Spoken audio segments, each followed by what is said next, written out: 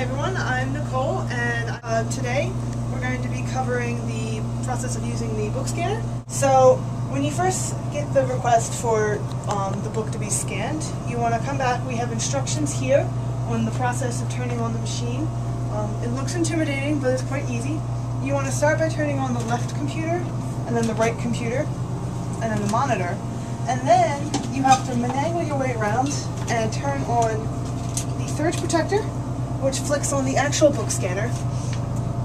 And then you want to remove the lens caps from the cameras. And then when you turn the cameras on, it's going to make 2 clicks on each side. And then once all that's going and the computer is loading, you can insert the material that you want to scan. We have this wonderful book cradle here. For bigger books or books that are really fragile and don't have a very strong spine, you should enlist the help of another person to help you with lifting the book cradle and inserting the material.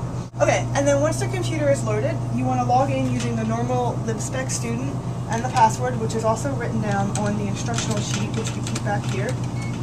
And you don't want to misspell it on camera. And so once that loads, it shouldn't take too long. Depending on the project that you're doing, you might have to change the settings on the camera.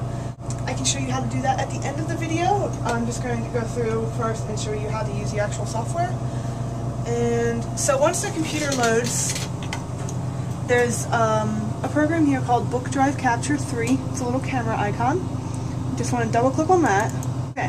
And so once this is the first screen that you'll see upon opening the program, you can call the type. You can give a title to the project that you're working on. We call this Mickey Mouse.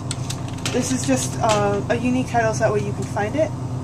The destination for these images are going to be on the iDrive in this folder.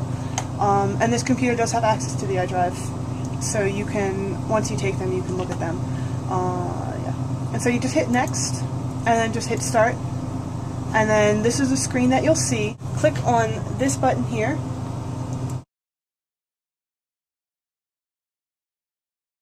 To turn on the other camera, to turn on this camera. If you only need the right page, you don't have to worry about it.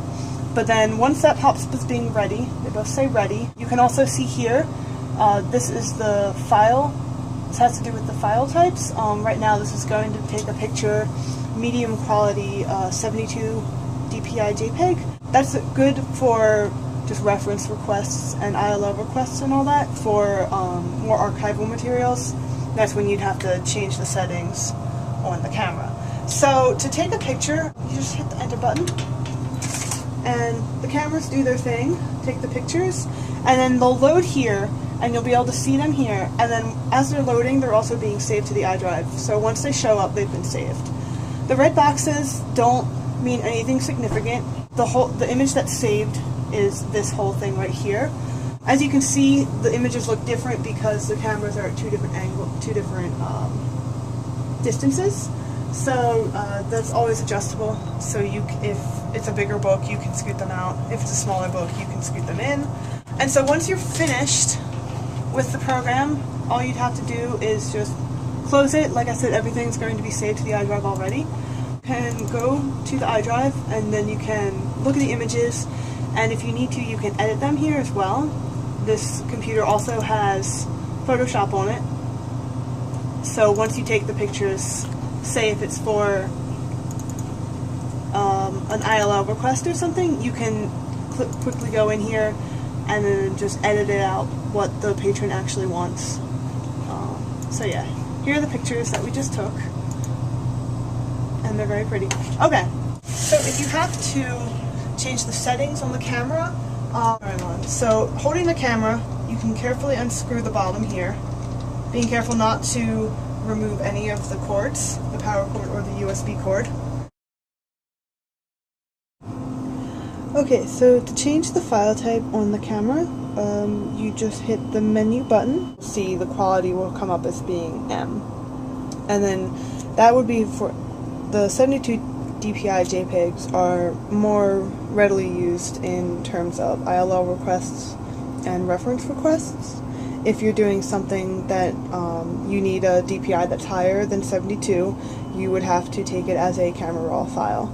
So you would have to come in here, move your red box over to the dash for JPEG, and then to raw, just regular raw, the first one, and then you'd hit enter.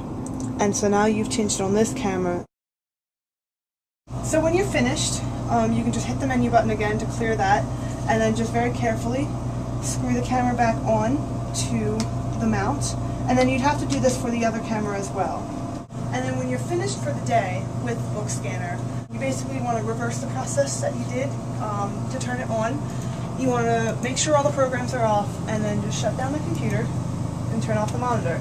And now you're going to hear sound from the left computer first, and then you want to press the button on the right computer until it makes its own sound. And then you want to come in and then turn off the cameras, 2 clicks again, and replace the lens cap. And you just turn off the extension cord, and that is how you use Bookscanner to scan a bound book.